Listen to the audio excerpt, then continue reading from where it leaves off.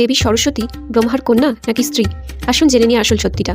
বিধর্মীরা সনাতন ধর্মের অপপ্রচারের জন্য বলে থাকে ভগবান ব্রহ্মা নাকি তার কন্যা সরস্বতীকে বিবাহ করেন, কিন্তু আসলে ব্রহ্মা তার সৃষ্ট শক্তি সরস্বতীকে অহংকারবশত নিজের নিয়ন্ত্রণে রাখতে চেয়েছিলেন।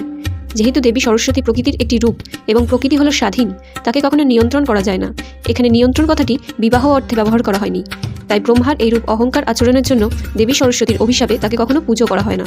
ব্রহ্মা কিন্তু আবার দেবী সরস্বতীকে বিবাহও করেন, কিন্তু তিনি ছিলেন ভগবান বিষ্ণুর সৃষ্ট শক্তি সরস্বতী, যাকে সরস্বতী মন্ত্রে ভারতী বলে চিহ্নিত করা হয়। যেহেতু ভগবান বিষ্ণু নাভিকমল থেকে ব্রহ্মার উৎপত্তি হয়েছে, তাই ব্রহ্মাকে সৃষ্টির প্রথম জীবও বলা হয় এবং তার জন্ম মৃত্যুও আছে।